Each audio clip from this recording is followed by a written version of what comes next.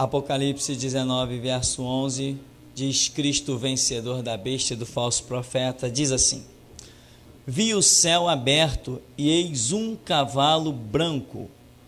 O seu cavaleiro se chama Fiel e Verdadeiro, e julga e peleja com justiça. Amém. Você pode sentar com a sua Bíblia em mãos. Aqui na visão de João, no arrebatamento de João, já concluindo ali as muitas coisas que ele vê, ele se depara com uma visão.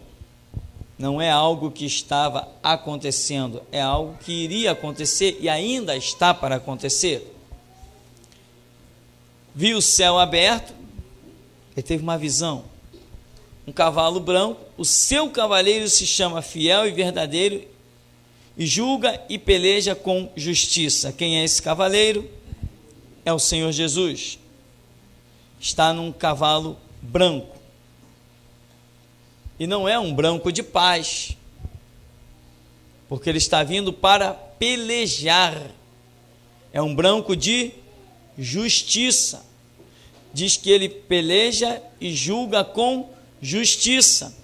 O propósito desta saída de Jesus aqui, esta visão que João está tendo, o propósito dessa marcha de Jesus que está para se cumprir ainda, é para que ele venha fazer justiça. Justiça. Por isso ele está num cavalo branco. E nós vamos ver outros detalhes. O primeiro de tudo é que ele se chama Fiel. Irmão, o que você tem feito para Deus? Ele é fiel. Ele disse que ele vai se manifestar e vai repartir a cada um segundo as suas obras. Ele é fiel. Ninguém tomará o seu galardão. Tudo que você fez está em memória diante de Deus. Se você permanecer fiel a Ele, como Ele disse, ser fiel até a morte. Se você for fiel a Ele, Ele será fiel a você. Não tem aquele papo de, como a gente escuta por aí, o pastor atrapalhou o meu ministério. Eu fui na igreja, tinha um irmão que tinha inveja de mim e, não deixou eu alcançar o ministério. Isso tudo é conversa fiada.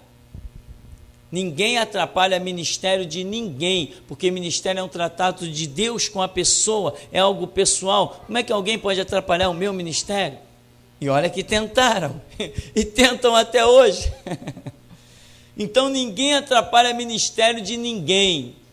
Se você for fiel a Deus, Ele será fiel a você. Acabou a história. Quem vai se meter nisso? Quando Deus estende a mão para te abençoar, quem pode impedir? Se a Escritura diz, operando Ele, quem impedirá? Como é que pode? Amém? Então, você já tem recebido essa palavra? Então, vamos repetir aquilo que eu sempre digo. Se amanhã você não estiver de pé e cair, existe um culpado. Como que ele se chama? Você mesmo. Amém? Somente você é a causa da sua desgraça. Só você. A causa da sua vitória é Deus, mas a causa da sua desgraça é você mesmo. Porque Ele é fiel. Quando me afrontam, quando me dizem o que quer que seja, quando prometem as mais maravilhosas ameaças que fazem contra mim, eu não esquento com nada, porque eu digo, Deus é fiel. Ele me conhece, Ele sabe o que eu faço para Ele, Ele sabe o que eu tenho feito por Ele, Ele sabe os propósitos que eu tenho pelo reino dEle. Então, Ele é fiel. Eu não tenho então do que me queixar, porque Ele age com a sua fidelidade. E aqui Ele vem para fazer justiça, diz o verso 11, 11, e no verso 12 diz, os seus olhos são chama de fogo. O que quer dizer isso? Ele enxerga tudo. É um detalhe. mas olhos como chama de fogo, fogo é juízo. Ele não está vindo para fazer justiça? Então ele vem com os olhos como chama de fogo. Ele fará justiça num simples olhar. O que Paulo diz? Que o Senhor Jesus, quando se manifestar, com o sopro da sua boca, ou seja, sem esforço, sem força de braço, sem suar a camisa, ele desfará o iníquo. Então aqui diz: os seus olhos são chama de fogo, na sua cabeça há muitos diademas. Esses diademas podem ser considerados os seus ideais que fundamentam e edificam o cristianismo. Tem um nome escrito que ninguém conhece senão ele mesmo. O que é um nome que ninguém conhece senão ele mesmo? É que ele é insondável. Ele tem um nome, mas esse determinado nome não é aquele nome Jesus. Aquele nome Jesus, ele se deu a conhecer bastante, mas aqui o nome com o qual ele vem não é Jesus. Em Apocalipse, nessa grande revelação da consumação da era da igreja, do arrebatamento, julgamento, os nomes que normalmente aparecem é o Cordeiro que foi morto e reviveu, o Verbo divino, a palavra de Deus, o Leão da tribo de Judá. O nome que foi dado entre os homens, Jesus, essa referência, ela praticamente some em Apocalipse. Entra aqui a raiz e a geração de Davi, a resplandecente estrela da manhã. Cadê Jesus? O Jesus que nós conhecemos hoje como amor, quando ele vem para julgar todas as coisas, o seu amor fica de lado. Ele vem para fazer justiça. E justiça só é feita quando é uma ação independente de amor. Justiça é justiça. Você tem andado em justiça, irmão? Não temas. Aquele que peleja com justiça está olhando a sua vitória. Fica firme, irmão. Sede firmes e constantes, sempre abundantes na obra do Senhor, sabendo que o vosso galardão tem recompensa. A vossa obra não é vã no Senhor. Você tem trabalhado para o reino, tem andado em justiça. Se assim tem sido na sua vida, meu irmão, se ria da miséria, zombe das fatalidades, escarneça dos inimigos, porque ele vai agir com justiça. Os que esperam ver o teu fim, zombe deles. Já disseram para mim: olha, não diga desta água não beberei. Eu disse: eu digo, desta água não beberei. Enquanto eu andar em justiça com meu Deus, jamais beberei as águas das cisternas rotas do Egito. Jamais desejarei as cebolas do Egito, porque diante de mim sempre haverá cada dia uma mesa melhor. Sempre. Ele é fiel e age com justiça. E cá entre nós, nós podemos até enganar os outros, mas jamais poderemos enganar-nos a nós mesmos. Nós sabemos o que vai dentro do nosso coração, e eu sei o que vai dentro do meu. Então, os seus olhos são chama de fogo, na sua cabeça há muitos diademas, tem um nome escrito que ninguém conhece, senão ele mesmo. Essa questão aqui significa que ele é tão transcendental que ninguém o pode conhecer na sua essência. Meu irmão, você conhece Deus? Conhece. Mas eu quero dizer que o que você conhece de Deus não é 1/1000º, ou não é infinitamente, não é nada. O que você conhece de Deus não é nada. O que ele se deixou conhecer por você não é nada daquilo que realmente ele é e pode fazer. Por isso que ele não pode ser identificado. Ele não tem um nome para revelar partindo da eternidade. O Jesus que nós conhecemos é um Jesus trancafiado dentro de um corpo humano, limitado. Mas o Deus ilimitado, transcendental, Pai da eternidade, esse não tem um nome para te revelar. Porque um nome define caráter e personalidade. E o nosso Deus não pode ser definido.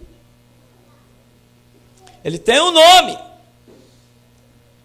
O que nós sabemos é que ele tem um nome que é sobre todo nome, e ao nome dele se curvará todo joelho, toda língua vai confessar que ele é o Senhor. Aleluia.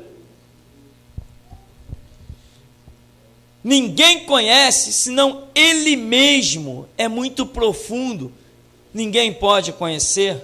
No verso 13, está vestido com um manto tinto de sangue. Olha, ele vem num cavalo branco. Ele vem com os olhos chama de fogo, ele vem para fazer justiça, ele é fiel, e eles vêm num cavalo, mas ele está vestido com um manto tinto de sangue. Por que ele está com um manto tinto de sangue? Porque para ele fazer justiça, ele vem tanto na memória do seu sangue derramado há 2000 anos atrás, quanto no tempo em que ele vem, não será possível fazer justiça sem que haja derramamento de sangue. No tempo em que Jesus vier, como neste episódio aqui visto por João em Apocalipse, será um tempo em que vai haver muito, mas muito derramamento de sangue. E são mensagens que normalmente as pessoas não gostam de ouvir ou não entendem a realidade dela. Uma das quedas que eu identifico na igreja foi a utopia de um Deus que perdoa a vida toda. Isso gerou uma queda terrível na igreja. Gerou um relaxamento de cristãos. E por causa dessa filosofia errada do evangelho, é que as pessoas começaram a vender Jesus como um produto barato. E esqueceram que ele disse: não lançai as minhas palavras aos porcos. Ele não disse: não lançai pérolas aos porcos. E a igreja começou a vender Jesus como um produto barato e a querer a todo custo que o ímpio viesse para dentro da igreja. E quando o ímpio veio para dentro da igreja, não lhe foi cobrado postura e mudança de vida. Venderam Jesus, deram pérolas aos porcos, tanto lá fora quanto dentro da igreja. Mas aqui ele não está vindo com aquele Jesus bonzinho e amor. Ele está vindo com as suas vestes tintas de sangue. E o seu nome se chama o Verbo de Deus. Por que ele se chama o Verbo de Deus? Verbo é a palavra em ação, em movimento. Então ele é verbo de quem? De Deus, do Pai. Aqui é uma alusão ao Pai. Ou seja, ele vem para cumprir um propósito do Pai. Aqui, verbo de Deus, ou a palavra de Deus, o nome pelo qual se chama, ele vem nesse propósito. E no verso 14, e seguiam-no os exércitos que há no céu, montando cavalos brancos, com vestiduras de linho finíssimo e branco e puro. Esse linho finíssimo, branco, é o quê? Não lembra lá as almas debaixo do altar? O que foi dado para elas quando elas clamavam por justiça? Foi-lhes dado vestes brancas, que significavam o quê? A justiça dos santos. Aqui é o mesmo contexto, é a mesma expressão que tem aqui, linho finíssimo, branco e puro. Foi a mesma coisa que foi dado para as almas que clamavam por justiça, que estão lá debaixo do altar de Deus.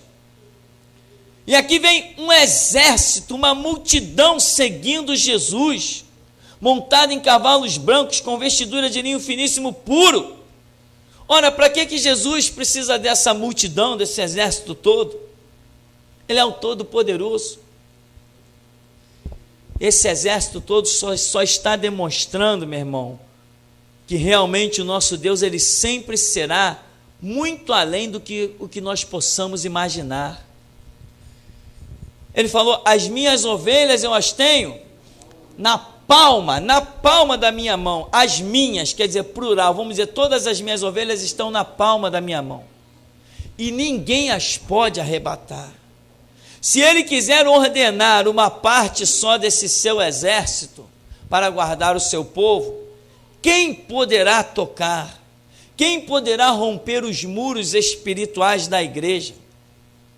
Se um único anjo matou 185 mil no arraial assírio, quando circundaram a cidade de Judá, imagina uma multidão, um exército incontável. Meu irmão, conclusão e moral da história: nós estamos muito bem guardados. E é por isso que Jesus só conta com crente valente, com crente ousado, porque a palavra está aqui, está tudo escrito aqui. Quem tem medo não tem fé. Quem não tem fé é porque não tem conhecimento, porque ora a fé vem por ouvir e ouvir pela palavra de Deus. Estamos diante de situações que só nos podem fazer valentes, ousados, intrépidos e abusados. Não tem nada que possa fazer um crente temer. Eu recebi uma carta das autoridades, dizendo dia e mês e hora para eu ir prestar depoimento. Sabe o que eu fiz? Não fui, não devo nada a eles. Vem me pegar aqui.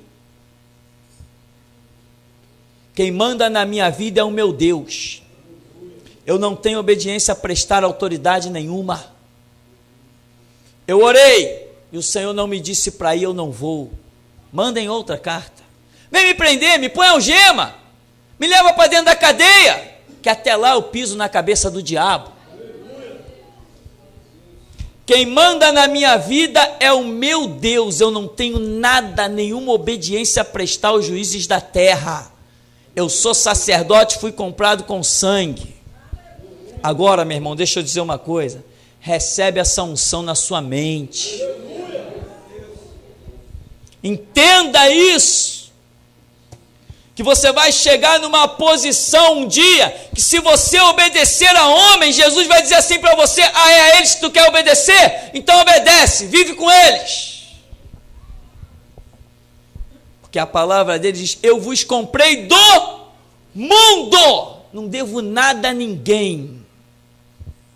Dou depoimento quando eu quiser dar, a quem eu quiser dar. Se não, me põe no paredão e aperta o gatilho.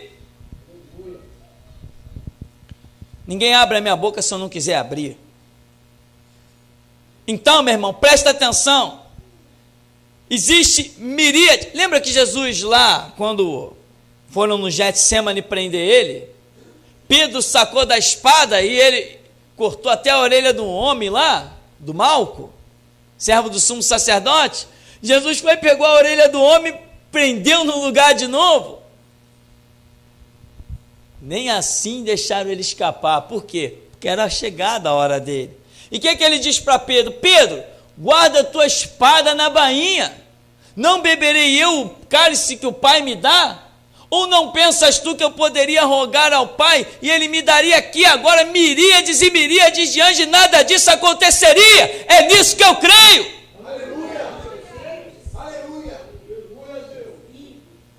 Se um dia eu tiver medo de arma, ou de traficante, ou de polícia, ou de Estado, eu fecho as portas da igreja. Quem manda na minha vida é o meu Deus. Eu vou para onde Ele me manda, eu falo o que Ele me manda, eu não quero saber do que dizem e pensam a meu respeito, quero saber do que o meu Senhor Jesus tem a dizer. É Ele que manda, é com Ele que eu ando, é a Ele que eu dou satisfação e a mais ninguém. A unção está no ar, para que a sua mente seja liberta. Revolução só é feita com quem é livre.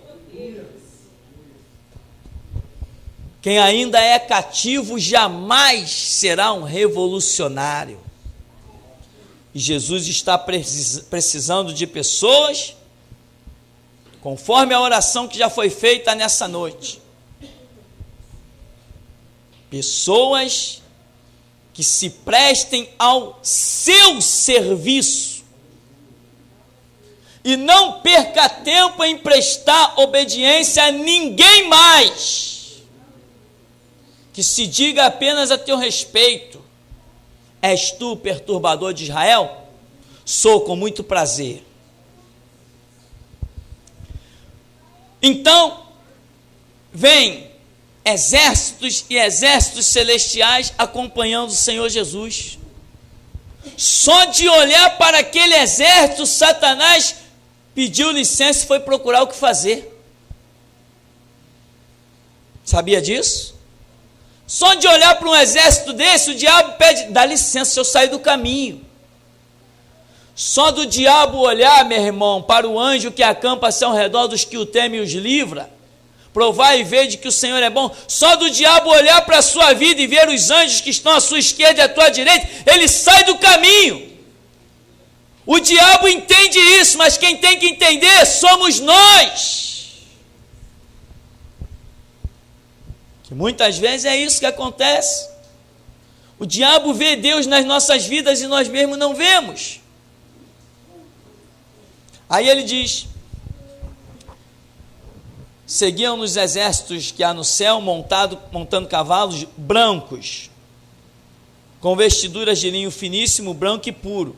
Sai da sua boca uma espada afiada, para com ela ferir as nações, e ele mesmo as regerá com cetro de ferro, e pessoalmente pisa o lagar do vinho do furor da ira do Deus Todo-Poderoso.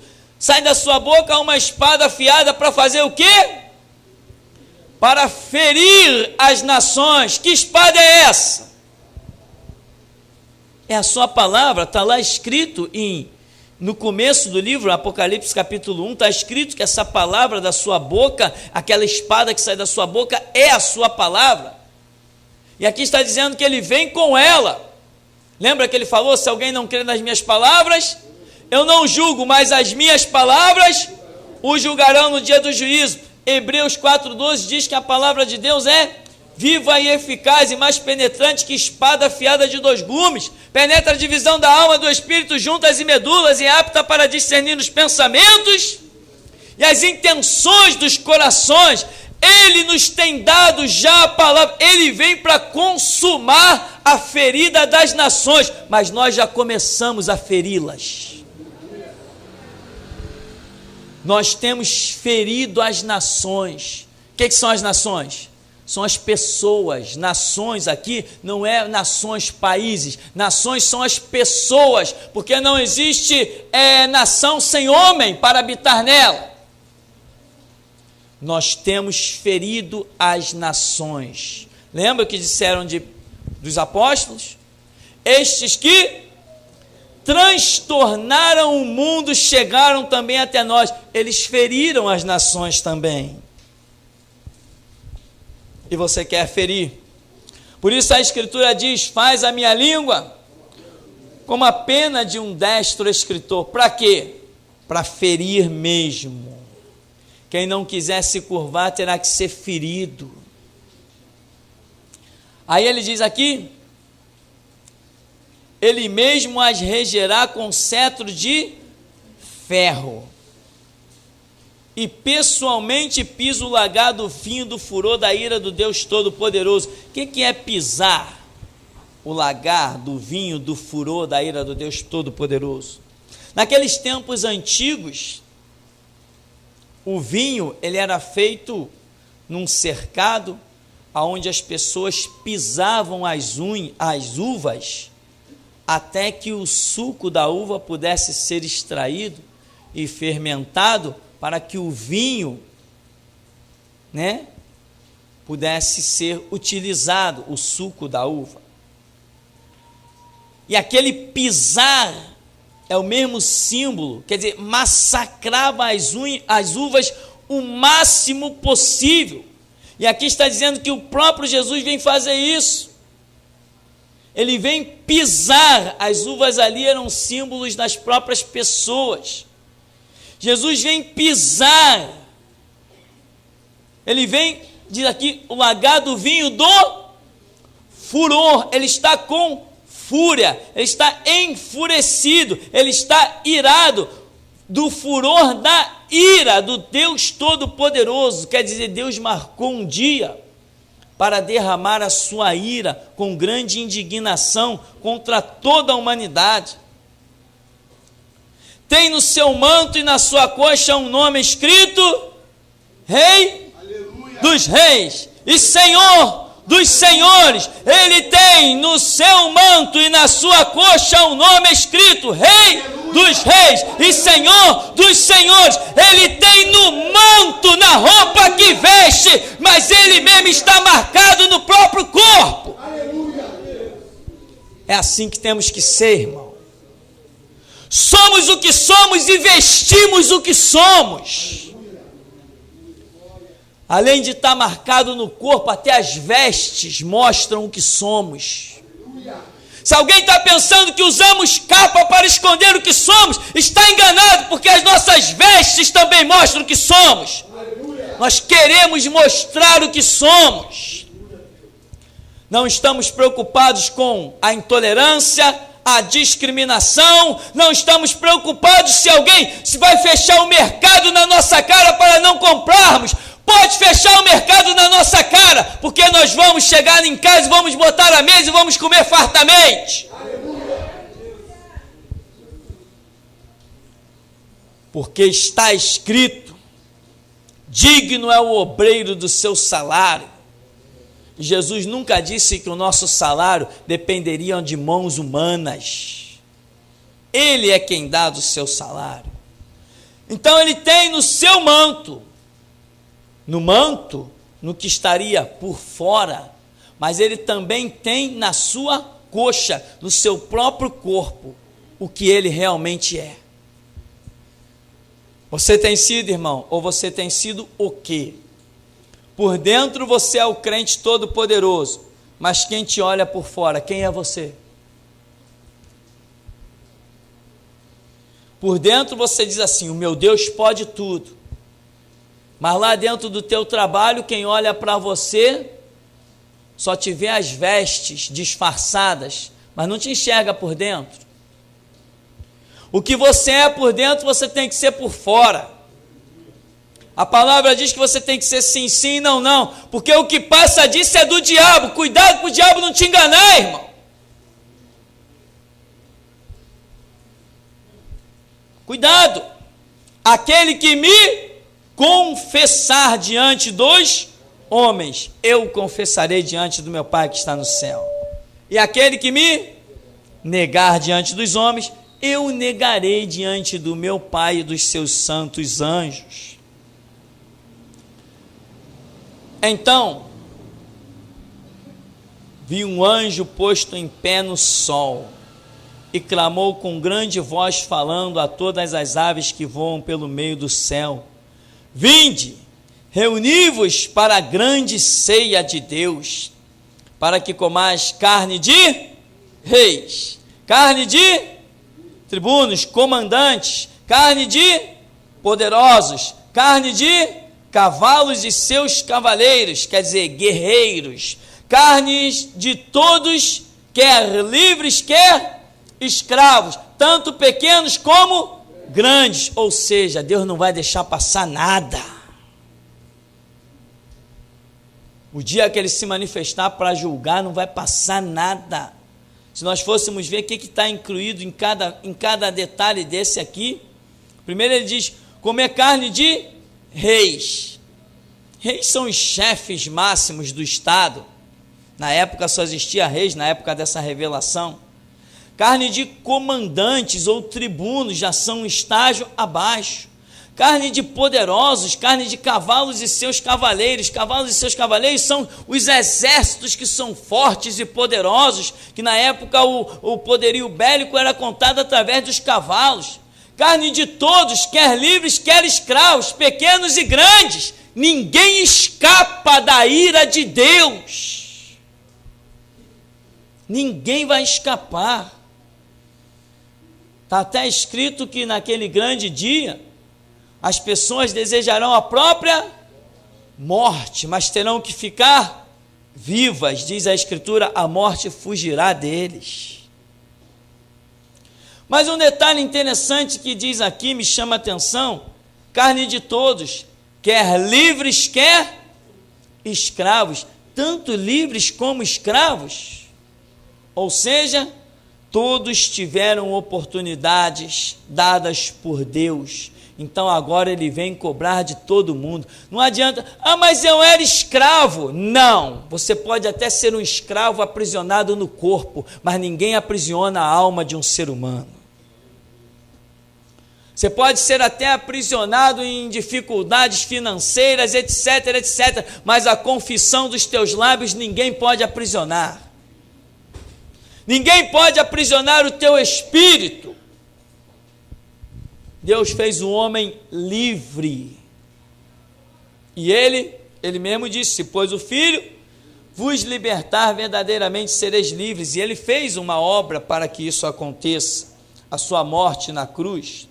Então, livres ou escravos, pequenos ou grandes, ninguém terá desculpa. Ele vem para pegar todo mundo. E vi a besta e os reis da terra com os seus exércitos congregados para pelejarem contra aquele que estava montado no cavalo e contra o seu exército. Então veja bem, a besta significa o quê? Um sistema de governo mundial, amém? Temos estudado isso. A besta é um sistema de governo mundial. Então nessa simples palavrinha aqui, besta, está contido milhões de pessoas. E os reis da terra, com seus exércitos, congregados para uma grande peleja contra aquele que estava montado sobre o cavalo. Isso diz no verso 19, quando pula para o 20, simplesmente diz assim, mas a besta foi aprisionada, e com ela o falso profeta. Então veja bem, a besta se preparou com todos os seus apetrechos para guerrear contra o nosso Senhor Jesus, contra o Cordeiro de Deus que tira o pecado do mundo, que nos tem dado graça, unção, autoridade e poder. A besta se preparou, e diz aqui, a besta e os reis da terra, todo o planeta Terra se colocou em oposição à gloriosa palavra do Evangelho. Então está tudo preparado para uma grande guerra, só que a grande guerra não acontece. Do verso 19, que fala do grande império da besta, já entra para o verso 20, dizendo que a besta foi aprisionada. Ninguém pode lutar contra ele. Ele não precisa sacar a espada para matar ninguém. Nenhum dos seus pensamentos pode ser impedido. Ele aprisiona com pensamentos. Ele determina e acontece. Assim como ele fez lá em Gênesis, haja luz e houve luz. Assim, o que ele disser, pensar, está determinado. Verso 19, a besta está com os reis da terra, dominando o mundo. No verso 20, não houve peleja, não houve nada, mas a besta foi aprisionada, com ela o falso profeta, que com os sinais feitos diante dela, seduziu aqueles que receberam a marca da besta e eram os adoradores da sua imagem. Os dois foram lançados vivos dentro do lago que arde de fogo, lago de fogo que arde com enxofre. Um detalhe que diz aqui, né? sinais feitos diante dela, seduziu aqueles que receberam a marca da besta. Seduziu, sedução, engodo, engano, mentira, falsidade. A Escritura diz: vigiai e orai para que não entrais em tentação. O espírito, na verdade, está pronto, mas a carne é fraca, você tem debilidades, você tem dificuldades, você tem que estar sempre vigilante. O devorador está aí rodeando, o inimigo está diante de ti, guarda a tua fortaleza, guarda o que tens para que ninguém tome a tua coroa. Não são advertências que a Escritura nos dá o tempo todo? Então, observa aqui que está falando de sinais feitos diante dela que seduziu aqueles que receberam o quê? A marca da besta. Eles foram seduzidos, eles foram enganados, mas mesmo assim receberam a marca da besta, por causa da sedução e do engano. E o que a Bíblia diz que vai acontecer com os que receberam a marca da besta? Serão lançados aonde? No inferno. Foram seduzidos, foram enganados, não terá desculpa, amém, irmão? Você tem que vigiar, não adianta dizer, não, mas eu fui enganado. Essa história já foi dita e não houve perdão, amém? Não foi dito? Mulher, tu pegou, Adão, o que você fez? Não fui eu não, foi a mulher, fui enganado por ela. Mulher, não fui eu não, fui seduzida pela serpente. Ficaram isentos do pecado? Ficaram isentos da punição? Ah, tá bom, Adão, você que foi seduzido pela mulher, o teu castigo é esse. E você, mulher, que foi seduzida pelo diabo, o teu castigo é esse. Está entendendo, irmão? Anda firme, olha para Jesus que ninguém te seduz. A Bíblia diz, olhando para Cristo, autor e consumador da nossa fé, olhando para Ele que é a estatura do varão perfeito, os nossos olhos têm que estar postos nele, até que tenha misericórdia de nós. Portanto, meu irmão, se você for seduzido, sinto muito, mas Deus te julgará, porque você se deixou ser seduzido.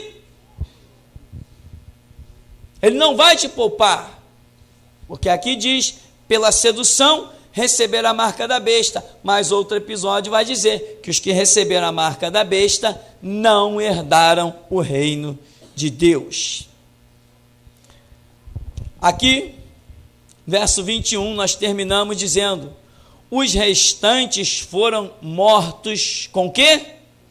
A espada que saía da onde? Da boca daquele que estava montado no cavalo, e todas as aves se fartaram das suas carnes. Bom, foram mortos com a espada que saía da boca. O que é a espada que sai da boca? A palavra. Que palavra? Essa, irmão, que nós temos aqui escrita.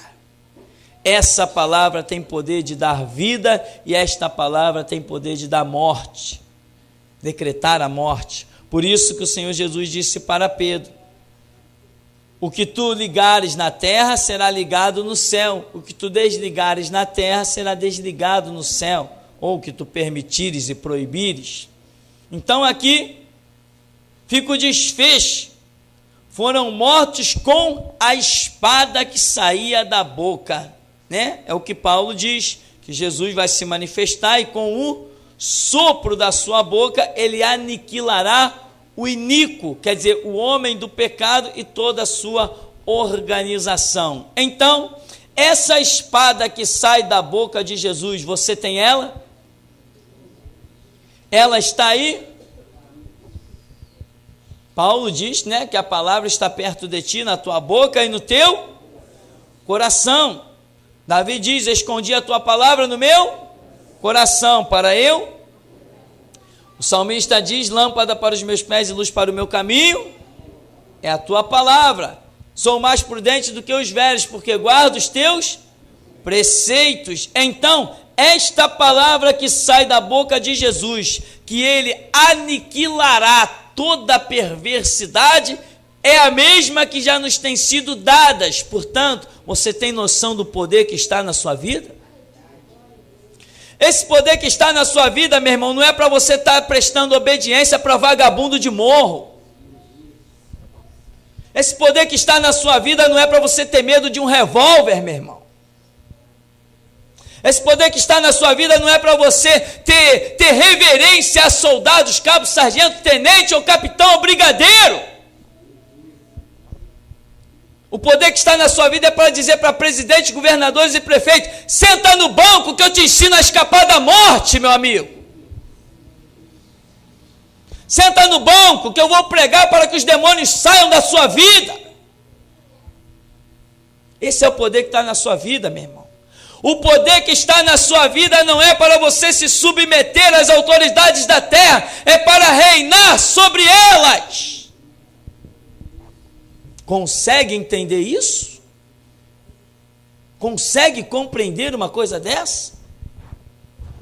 Mas aqui está dizendo: com a espada que saía da sua boca, todas, ele matou, o restante foram mortos. É uma espada poderosa, que tem poder para matar.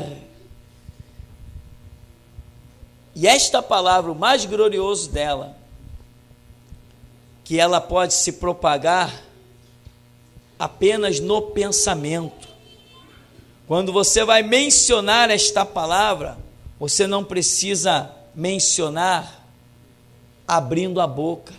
Até no pensamento, esta palavra é decretada. Você entende isso também? Portanto, antes que alguém possa apertar o gatilho de uma arma, a sua espada sai primeiro. Aqui nós terminamos dizendo: todas as aves se fartaram das suas carnes. Quer dizer que Jesus realmente, ele virá, um tempo está marcado, em que ele virá para cobrar com justiça o sangue que toda a humanidade derramou injustamente. Aqui estará sendo cobrado nesse dia o sangue dos cristãos que a Igreja Católica incendiou em fogueiras gigantes, queimou como herege. Aqui estará sendo cobrado o sangue dos nossos irmãos derramados na arena, no Coliseu de Roma. Aqui estará sendo cobrado as perseguições que sempre existiram e nunca deixaram de existir. Os milhares e milhões de cristãos, creio eu, martirizados ao longo da história. Agora Jesus vem para fazer justiça e chama as aves do céu: farte-se da carne desses aí, ó, que eu matei. Porque quem leva em cativeiro irá. Quem mata a espada, é necessário que a espada seja morto. Com a medida com que medirdes, vos medirão a vós. Tudo que foi feito, diz a Bíblia, desde o sangue do justo Abel derramado até o último mártir do cristianismo, tudo será cobrado em um único dia, porque ele visita a maldade dos pais nos filhos até a terceira e quarta geração daqueles que o aborrecem. Amém. Mas quanto a nós, a nossa oração é: ó Deus, faz a nossa língua como a pena de um destro escritor. E até aqui nos ajudou o Senhor, em nome de Jesus.